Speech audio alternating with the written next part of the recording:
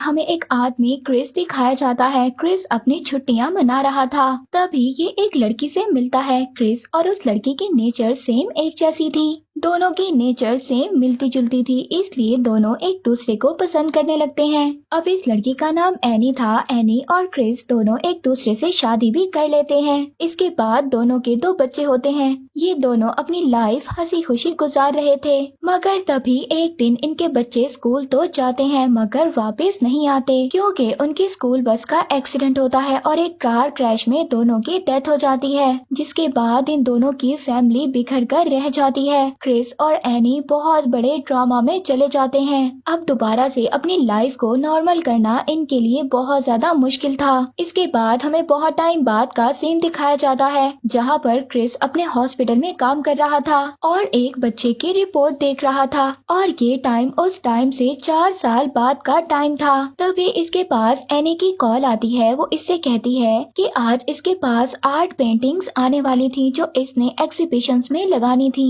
मगर वो पेंटिंग्स अभी तक नहीं आई थी, जिस वजह से एनी बहुत ज्यादा परेशान थी। जिस बात पर इसका हस्बैंड क्रिस इससे कहता है कि तुम परेशान क्यों हो रही हो, अगर वो पेंटिंग्स नहीं आई तो तुम अपनी ही पेंटिंग्स एग्जीबिशन में लगा दो। और उसने ऐसा इसलिए कहा था क्योंकि एनी भी बहुत अच्छी पेंटर थी, मगर ये एडवाइस क्रिस की एनी को बिल्कुल भी पसंद नहीं आती। वो कहती है कि ऐसा कैसे हो सकता है, मैं अपनी पेंटिंग्स एग्जीबिशन में कैसे लगा सकती हूँ, जबकि मेरी पेंटिंग्स तो घर पर पड़ी हैं। अब क्रिस उससे कहता है कि हॉस्पिटल से फ्री होने के बाद मैं तुम्हें पेंटिंग्स ला दूंगा। अब इस बात पर एनी बहुत ज्यादा खुश हो जाती है कि क्रिस ने उसकी हेल्प करने के लिए वक्त निकाला। अब क्रिस भी जल्दी जल्दी हॉस्पिटल में अपना काम कंप्लीट करता है ताकि वो जल्दी से घर जाकर एनी को पेंटिंग्स ला कर दे। अब जब वो वापस घर जा रहा था तो वो देखता है कि एक टनल के पास बहुत सारी गाड़ियां क्रैश हुई हैं। अब क्रिस उन लोगों की हेल्प करने के लिए अपनी गाड़ी से बाहर आ जाता है। वो देखता है कि एक गाड़ी उल्टी हुई थी और उसमें एक लेडी थी। अब क्रिस उस लेडी की हेल्प करना चाहता था, मगर तभी एक कार बहुत ज्यादा स्पीड में आती है और वो क्रिस से टकराती है और वहीं पर क्रिस की डेथ हो जाती है। क्रिस की मौत का जिम्मेदार एनी खुद को समझ रही थी।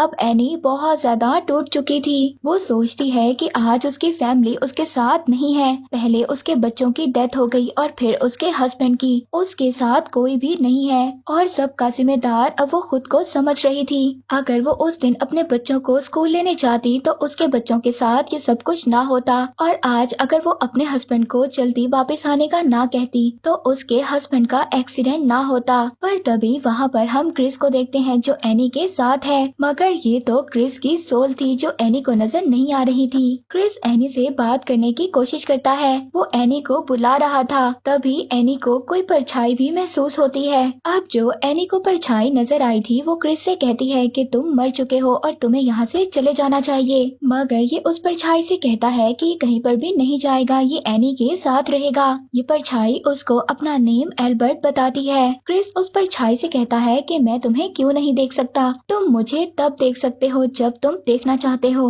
वहीं पर हम एनी को देखते हैं जो क्रिस की याद में कुछ लिख रही थी। क्रिस उसको अपने होने का एहसास दिलाना चाहता था। ये एनी के पेन को खुद स्लाइड्स करवाता है और लिखवाता है कि मैं यहीं पर हूँ, मुझे महसूस करो। एनी वहाँ पर बहुत ज्यादा रोने लग जाती है और रोते हुए वहाँ से चली जाती है। वो कहती है कि ऐसा कैसे हो सकता है, ये सब कुछ उसका वहम है। क्रिस की तो डेथ हो चुकी है। अब अगले दिन एनी क्रिस की कब्र पर जाती है। वहाँ पर क्रिस भी उसके साथ होता है। अब क्रिस उसको दोबारा से अपने होने का एहसास दिलाना चाहता था, तभी एनी वहाँ पर और जोर जोर से रोने लग जाती है। अब क्रिस यहाँ पर समझ गया था कि मैं मर चुका हूँ, मैं जिंदा लोगों को अपने होने का एहसास नहीं करवा सकता, मुझे अब यहाँ से चले ही जाना चाहिए, और वो वहाँ से चला जाता है। इसके बाद क्रिस को हम एक अजीब सी दुनिया में देखते हैं। ये एक अजीब सी दुनिया थी जो सारी पेंटिंग से बनी हुई थी, और तो और वो परछाई भी क्रिस को वहीं पर मिलती है जिसको क्रिस अब क्लियर देख सकता था। इस परछाई का नेम एल्बर्ट था। अब क्रिस को ये दुनिया देखी देखी लग रही थी, एक्चुअली में ये दुनिया एनी की पेंटिंग से ही रिलेटेड थी। ये वो जगह थी जहाँ पर क्रिस एनी के साथ रहना चाहता था। एल्बर्ट क्रिस को बताता है कि मरने के बाद हम उस जगह पर पहुँच जाते हैं है जो हमारी फेवरेट जगह हो और जिस जगह पर हम रहना चाहते हो। वहीं पर क्रिस अब एक घर पे देखता है जिसकी पेंटिंग एनी ने बनाई थी और क्रिस इस घर में एनी के साथ रहना चाहता था। क्रिस अब एल्बर्ट के साथ इस घर में चला जाता है। एल्बर्ट इस घर में एक सुराख करता है जिसके बाद ये दुनिया बिल्कुल नॉर्मल हो जाती है, जबकि ये दुनिया तो पेंटिंग से बनी हुई थी। वहाँ पर असल दुनिया में एनी अब एक पेंटिंग बनाती है। अब वो उस पेंटिंग में एक प्यारा सा दरख्त बनाती है। इस पेंटिंग का असर क्रिस की दुनिया में भी होता है। अब क्रिस की भी दुनिया में उसको वही प्यारा सा दरख्त नजर आता है। एल्बर्ट उसको कहता है कि तुम दोनों सोलमेट्स हो, इसी वजह से उसकी पेंटिंग्स का असर यहाँ पर हो रहा है। अब एनी को ये पेंटिंग नहीं अच्छी लग रही थी, वो इस पर पानी फेंक देती है जिससे ये पेंटिंग खराब हो जाती है। अब क्रिस की दुनिया में भी ये जो प्यारा सा दरख्त था ये खत्म हो जाता है। उस दरख्त के पत्ते अब झड़ जाते हैं। इस बात पर क्रिस को बहुत ज्यादा दुख हो रहा था। उसको ये बात पता चल चुकी थी कि एनी उस दुनिया में बिल्कुल अकेली है। अब तभी क्रिस को अपनी दुनिया में अपनी बेटी का एक टॉय मिलता है। वो उसको उठाता है और एल्बर्ट से कहता है। वो बहुत ज्यादा खुश होता है, कहता है कि अब इस दुनिया में मैं अपने बच्चों से भी मिल सकता हूँ। जिस पर एल्बर्ट अब क्रिस से कहता है कि ये ऐसी दुनिया है जहाँ पर सब ने अपनी अपनी दुनिया बना रखी है। वो कहता है कि तुम्हारे बच्चों ने भी अपनी ही दुनिया बना रखी होगी। क्रिस कहता है अब मैं क्या कर सकता हूँ कि मैं अपने बच्चों से मिल सकूं। इस पर एल्बर्ट कहता है कि तुम अपने बच्चों से तब मिल सकते हो जब तुम उससे मिलना चाहते हो। अब इसके बाद एक लड़की क्रिस के पास आती है और उसे आकर कहती है कि एल्बर्ट ने मुझे तुम्हारे पास भेजा है, क्या तुम मेरी दुनिया में आना पसंद करोगे।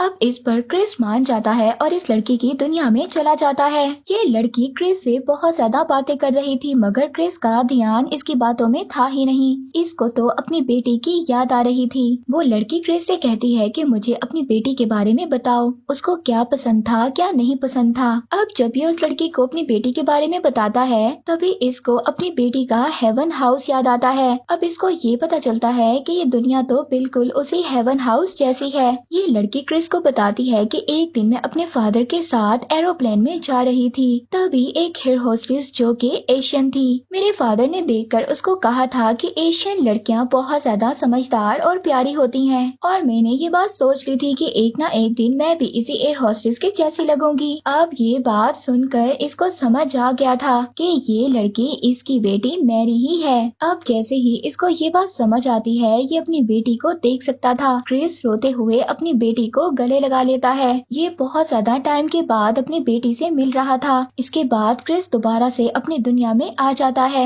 वहाँ आकर वो एल्बर्ट से मिलता है मगर इस बार एल्बर्ट बहुत ज्यादा परेशान दिखाई दे रहा था। अब एल्बर्ट से जब ये पूछता है तो इसको एल्बर्ट बताता है कि तुम्हारी वाइफ ने खुद को मार लिया है। जब ये बात क्रिस सुनता है तो वो बहुत ज्यादा दुखी हो जाता है मगर इसके बाद वो एल्बर्ट से कहता है कि उसने यही करना था क्योंकि वो इस दुनिया में बहुत ज्यादा अकेली हो चुकी थी। क्रिस कहता है कि चलो ठीक है, इसी बहाने अब एनी मुझसे मिलेगी तो सही। एल्बर्ट तभी क्रिस से कहता है कि ऐसा नहीं है, उसने खुद को मारा है, वो हेवन में नहीं वो हेल में जाएगी और तुम उससे कभी भी नहीं मिल सकते। ये बात सुनकर क्रिस गुस्से में आ जाता है और कहता है कि नहीं, ऐसा नहीं हो सकता, मैं एनी को हेल में नहीं रहने दूंगा, मैं उसका सोलमेट हूँ, उसको मेरे साथ रहना चाहिए। एल्बर्ट कहता है कि नहीं, तुम उस दुनिया में नहीं जा सकते क्योंकि जो भी उस दुनिया में जाता है वो वापस नहीं आता, उसने खुद को मार लिया है और अब वही उसकी दुनिया है। मगर क्रिस एनी से मिलने की जिद कर रहा था। एल्बर्ट कहता है कि ठीक है, तुम्हें एक चांस मिलना चाहिए। एल्बर्ट कहता है कि मैं तुम्हारे लिए एक गाइड ढूंढूंगा जो तुम्हें हेल की तरफ ले जा सके और तुम्हें गाइड कर सके। इसके बाद एल्बर्ट क्रिस को एक लाइब्रेरी में लेकर जाता है। वहाँ पर एक बूढ़ा आदमी इनको गाइड करेगा हेल में जाने के लिए। क्रिस एल्बर्ट के साथ और अब उस बूढ़े आदमी के साथ एक कश्ती में बैठ जाता है। अब इनकी बोट एक समुंदर में से गुजर रही थी मगर इसका रास्ता बहुत ज्यादा डरावना था। वहाँ पर समुंदर की बहुत ज्यादा ऊंची ऊंची लहरें उठ रही थी। तभी हम देखते हैं वहाँ पर बहुत सारी आत्माएं समंदर से बाहर आती हैं और वो इनकी कश्ती को डुबो देती हैं। तभी हम देखते हैं कि ये तीनों एक किनारे पर हैं। अब क्रिस उससे पूछता है कि ये कौन सी दुनिया है। इसका गाइड इसको बताता है कि ये हेल का दरवाजा है। वो बूढ़ा आदमी कहता है कि मुझे एनी का सिग्नल नहीं मिल रहा क्योंकि क्रिस बार बार अपने बेटे के बारे में सोच रहा था। वो अपने बेटे से कहता था कि बहुत ज्यादा पढ़ो, अपनी पढ़ाई पर ध्यान दो और एक बड़ा आदमी बनो। और और लोगों की मदद किया करना। अब यहाँ पर क्रिस को ये बात समझ आ गई थी कि एल्बर्ट इसी का बेटा है, जो कि मरने के बाद भी लोगों की मदद कर रहा था, और तो और वो अपने फादर की भी मदद कर रहा है। अब जैसे ही क्रिस अपने बेटे को पहचानता है, इसका बेटा इसके गले लग जाता है। वो उसका बेटा क्रिस को कहता है कि आपको पता है कि मैं एल्बर्ट के रूप में क्यों हूँ, क्योंकि आपने अपनी मेडिकल प्रैक्टिस एल्बर्ट को ही फॉलो कर कर की थी। अब वहाँ पर जो बूढ़ा आदमी था वो क्रिस से कहता है, अब एल्बर्ट यानी कि जो क्रिस का बेटा था वो हमारे साथ आगे नहीं जा सकता, क्योंकि क्रिस पहले जितना अपनी वाइफ के बारे में सोच रहा था, क्या पता वो उतना ना सोचे। अब क्रिस अगर अपनी वाइफ से मिलना चाहता है तो उसे अकेले ही आगे आना होगा। अब एल्बर्ट पीछे रुकता है और अपने फादर को बेस्ट ऑफ लक कहता है कि वो उसकी मदर और अपनी वाइफ को ढूंढ कर लाएं। अब वहाँ पर आगे जाने पर क्रिस को बहुत सारे सर जमीन में धंसे हुए मिलते हैं। वहीं पर वो एनी का सर भी देखता है। ये एनी के पास जाने लगता है, मगर जैसे ही उसके पास जाता है तो जमीन टूटने लगती है, सब कुछ नीचे गिरने लगता है। क्रिस भी नीचे गिर रहा था। तभी वो एनी की यादों के सहारे एक घर में पहुंच जाता है। वो घर टूटा फूटा हुआ था, मगर जब क्रिस उस घर को गौर से देखता है तो उसको पता चलता है कि ये घर तो एनी का और उसका ड्रीम हाउस था। तभी वो ओल्ड मैन क्रिस से कहता है कि यहाँ पर ज्यादा मत रुको, तुम यहाँ पर 3 मिनट से ज्यादा नहीं रुक सकते, क्योंकि ये सब कुछ एनी की यादों से बना है, और अगर वो लोग भी यहाँ पर ज्यादा देर रुके तो वो भी एनी की तरह यहीं पर फंस जाएंगे। और तो और एनी सब कुछ भूल चुकी है और ये घर भी इसीलिए टूटा फूटा है। क्रिस के पास 3 मिनट से ज्यादा का टाइम नहीं है। उन 3 मिनट्स में ही उसने एनी को सब कुछ याद करवाना होगा, वरना क्रिस भी यहीं पर हेल में फंस जाएगा। अब उस ओल्ड मैन की बातें सुनकर क्रिस को ये लग रहा था कि ये डॉक्टर एल्बर्ट है, और ऐसा ही था, वो डॉक्टर एल्बर्ट ही थे, जो मरने के बाद भी क्रिस को गाइड कर रहे थे। इसके बाद क्रिस इस टूटे फूटे घर में एनी को ढूंढने लगता है और उसको एनी मिल ही जाती है। एनी क्रिस का नाम तो ले रही थी, मगर उसके सामने आने पर वो उसको नहीं पहचान पाती। ये उसको बार बार कह रहा था कि यही उसका क्रिस है, मगर ये उसको पहचान नहीं पाती। वो ऐसा समझ रही थी कि शायद ये कोई और आदमी है जो खुद को क्रिस बता रहा है। ये एनी को बार बार समझाता है, मगर एनी इसकी कोई भी बात नहीं मानती, और इसके बाद क्रिस हार मान जाता है। ये दोबारा से एल्बर्ट के पास जाता है और कहता है कि मैंने हार मान ली,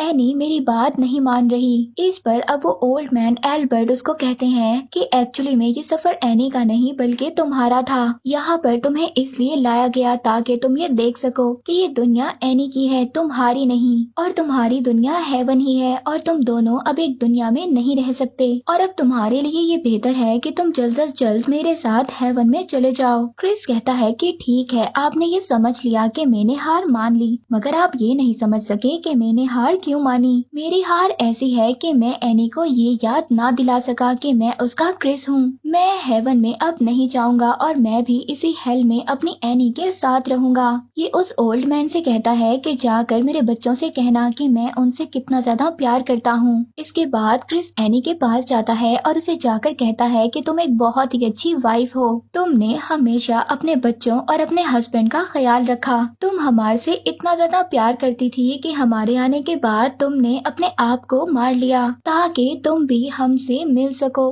क्रिस ने एनी का हाथ पकड़ा हुआ था और ये सब कहकर वो रो रहा था। अब एनी भी जो क्रिस की बातें सुन रही थी वो ये समझ गई थी कि यही उसका क्रिस है। अब एनी की यादें वापस आ रही थी, जबकि क्रिस की यादें आहिस्ता आहिस्ता धुंधली पड़ रही थी। अब क्रिस की यादें तो धुंधली पड़ चुकी थी, मगर एनी को सब कुछ याद आ गया था। इससे पहले वो क्रिस को इस दुनिया से ले जाती, तभी क्रिस की आंखें बंद हो जाती हैं, मगर जैसे ही क्रिस की आंखें दोबारा खुलती हैं तो वो खुद को हेवन में देखता है। वो उसी जगह पर था जहाँ पर उसने एनी के साथ रहने का सोचा हुआ था। ये जगह उनका सपना था। उसको ऐसा लग रहा था कि वो जैसे अकेला ही हेवन में आ गया है और एनी वहीं हेल में रह गई है। मगर तभी हम एनी को देखते हैं जो उसके पीछे थी हेवन में। इसके बाद वहाँ पर वो अपने बच्चों से भी मिलती है और बहुत ज्यादा खुश हो जाती है। लास्ट सीन में हम एनी और क्रिस को देखते हैं। वो दोनों एक दूसरे से ये कह रहे थे कि हमें एक नया जन्म लेना चाहिए, अगले जन्म में भी हम दोनों एक दूसरे के साथ होंगे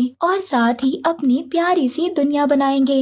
इसके बाद हम दो बच्चों को देखते हैं जो क्रिस और एनी ही हैं। इन दोनों ने नया जन्म लिया था। ये दोनों एक दूसरे को मिलते हैं। इसका मतलब ये था कि इन दोनों ने एक दूसरे को ढूंढ लिया था।